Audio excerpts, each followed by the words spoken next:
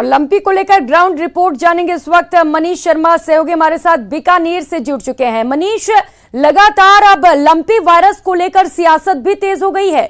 BJP कह रही है कि सरकार कुछ भी नहीं कर रही है इस वायरस को लेकर। अगर ग्राउंड रिपोर्ट वहां पर देखें मनीष, तो क्या कुछ तस्वीरें वहां से, क्या सरकार की ओर से वहां पर दवाइयां पहुंचाई जा रही हैं, चिकित्सा मिल पा रहा है वहां पर गायों को?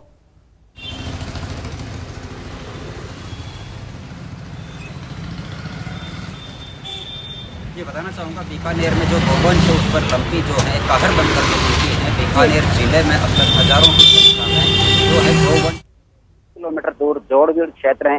जोड़बीड़ संरक्षित क्षेत्र माना जाता है जहां पर मृत जानवरों को फेंका जाता था, लेकिन वहीं पर नगर निगम और जिला प्रशासन की लापरवाही, गंभीर लापरवाही देखने को मिली थी, जहां पर जो अन्य जो जानवर था, गोवंश था, उनको फेंकने के अलावा जो लंपी से जिन गोवंश की मौत हुई थी उनको भी खुले में ही फेंक दिया गया था। जब हम वहाँ मौके पर पहुंचते हैं, हमने खबर दिखाई, उसके बाद में निगम प्रशासन चेतता है और चेतने के बाद में रातों रात जेसीबी और पोकलैंड मशीन के जरिए गहरे गड्ढे खोद करके जो लंपी से मृत गोवंश था उनको दफनाया गया। लेकिन सबसे बड़ा सवाल है, अब राजनीति भी शुरू हो चुकी है।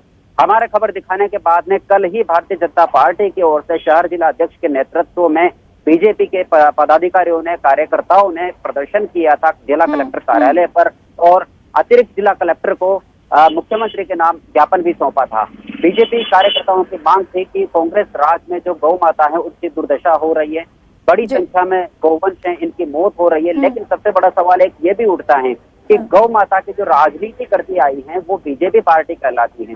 बीजेपी हर बार मुद्दा बनाती है गौ माता को लेकर के, लेकिन बीजेपी के नेता भी कहीं ना कहीं इस मामले पर चुप्पी साधे हुए नजर आते हैं। कल जरूर बीजेपी की ओर से प्रदर्शन किया गया था, लेकिन धरातल पर गोवंश के लिए कोई भी बिल्कुल। और मनीष, आपने बताया कि गायों को खुले में फेंका जा रहा है, जो लंपी से ग्रसित थी उनकी भी मौत हो रही है, तो उन्हें ऐसे ही फेंक दिया जा रहा है सड़कों पर, जबकि सरकार की ओर से गाइडलाइंस भी जारी किए गए हैं कि गहरा गड्ढा खोदकर उन्हें दफनाया जाना है। इस पर और भी ज्यादा आपसे जानकारी लूंगी, उससे पहले राकेश शर्मा जयपुर से सहयोगी हमारे साथ जुड़ चुके हैं।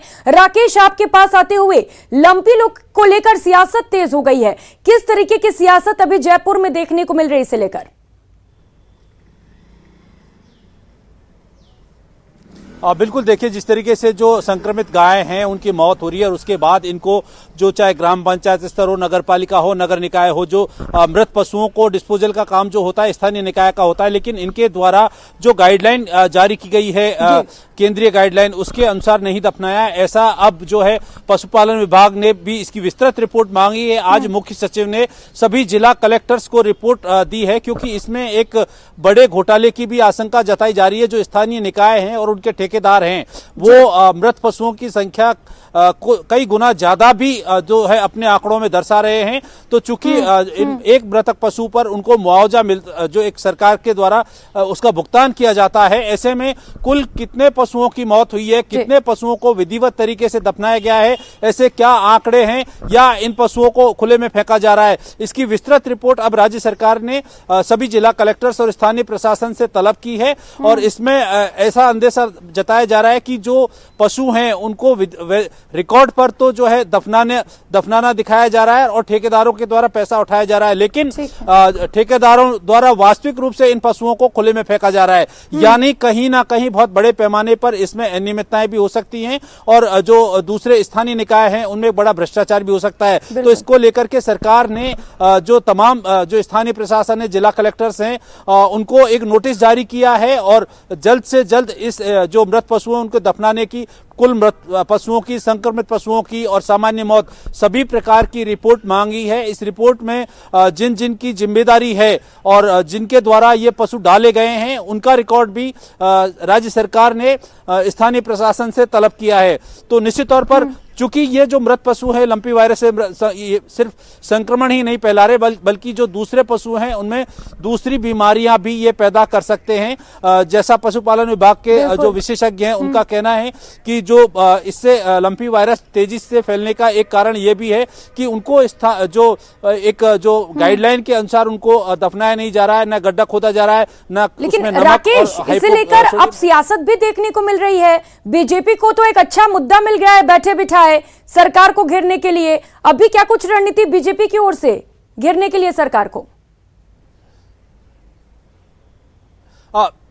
बिल्कुल, देखिए जिस तरीके से जो सड़कों के किनारे पर मृत पशुओं को डाला जा रहा है, उससे आने जाने वाले और आसपास के रहने वाले लोगों को बहुत बड़ी समस्या है, क्योंकि ये पशु मृत होने के बाद वहां पर बहुत ज्यादा बदबू दे रहे हैं। तो और दूसरा, जो एक सरकार ने व्यवस्था दी है उनकी पालना नहीं हो रही है। तो सरकार की कहीं ना कहीं जो सरकारी विभाग है उनकी लापरवाही रही है। जो स्थानीय निकाय हैं उन्होंने इस पूरे मामले में, मृत पशुओं को दफनाने के मामले में मनमानी की है। जो ठेकेदार हैं वो इसमें लूट खसोट करने की कोशिश कर रहे हैं। तो जिस तरह की अव्यवस्था सामने आई है उसको लेकर राजनीति होना स्वाभाविक है। तो बीजेपी ने जिस तरीके, क्योंकि अब एक दो पशु नहीं या कुछ पशु नहीं, अब हजारों की तादाद में ऐसे पशु हैं जो उनको सड़कों के किनारे पर डाल करके ठेकेदारों द्वारा इतिश्री कर ली जाती है, जबकि उनकी एक जिम्मेदारी है, उनको भुगतान दिया जाता है। तो अब इसकी जो चूंकि सरकार को निशाना इसलिए बनाया जा रहा है क्योंकि सरकार ने इस मामले को गंभीरता से नहीं लिया।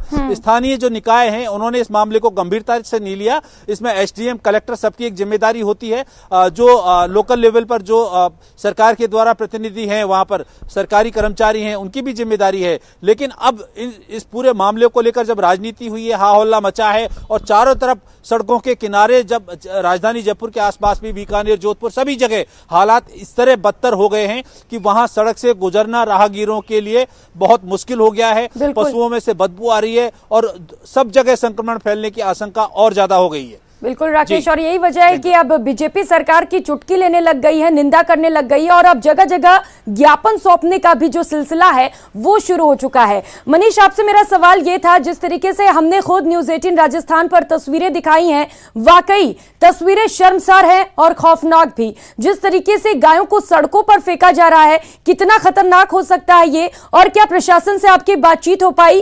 क्यों सरकार के गाइडलाइंस को फॉलो नहीं कर रहे हैं? क्या वजह बता रहे हैं इसके पीछे वे सभी?